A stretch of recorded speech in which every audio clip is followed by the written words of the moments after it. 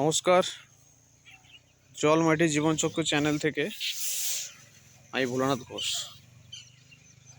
এটা একটি মাল্টা লেবুর গাছ লাগিয়েছিলাম। এখানে একটু ওই গরুর অত্যাচার ছিল একটা সময়, যার ফলে ওই গাছটা অনেকবার গরুর খেয়ে নিয়েছে।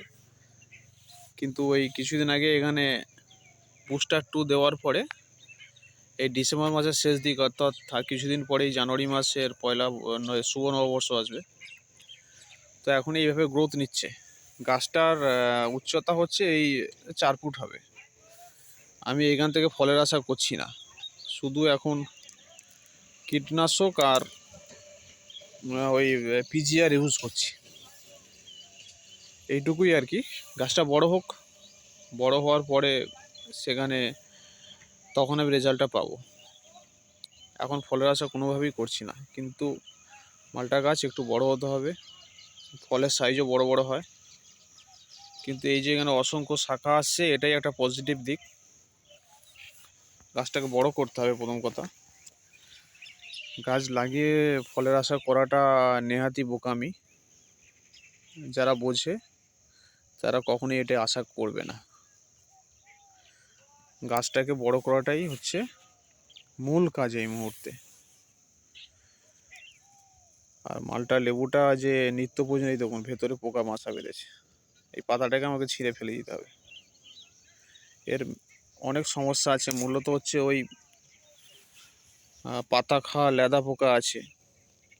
লেদা পোকার জন্য আমি মাঝখানে ইমামেকটিন বেঞ্জয়েড দিয়েছিলাম, কিন্তু পাতা আর খায়নি। নতুন পাতা বেরোচ্ছে আর খাচ্ছে না। কিন্তু ওই আরও পোকা ওই বাসা বাঁধে, তাতে করে এতে মিলিবাগটা অতটা লাগে না, যেটা ওই পাতা খাওয়াটাই সমস্যাটা হয় একতারা দিই। তো এইভাবে গাছটাকে আগে বৃদ্ধি করাতে হবে, নিচে একটা সার দিতে হবে। তো এখন দেবো আর কি, 2-3 সপ্তাহ পরে একটা সার দেবো। কিছুদিন আগে পিজিআর দিয়েছি, বুস্টার 2। গাছটি বৃদ্ধি হোক, এইটুকুই আপডেট, যেটুকু আর কি আপডেট পেয়েছি আর কি। যাক, ফল তো এখনো হয়নি, তো ফল সহ ভিডিও দিলে পরে আপনাদের ভালো লাগতো। কিন্তু ফল না ছাড়া গাছের একটি ভিডিও দিলাম। দেখুন যেটা আছে, আমি তো আমার বাগানের, আমি অন্য বাগানের ছবি তো দিতে পারবো না। আমার বাগানে যেটা চাষ করি সেটাই আমি দিয়ে এগোবো বলেছি, তো এটাই দিলাম। অনেক অনেক ধন্যবাদ জলমাটি জীবনচক্র চ্যানেল থেকে। ভালো লাগলে তবে লাইক কমেন্ট শেয়ার করুন, অবশ্যই সাবস্ক্রাইব করবেন। অনেক অনেক ধন্যবাদ।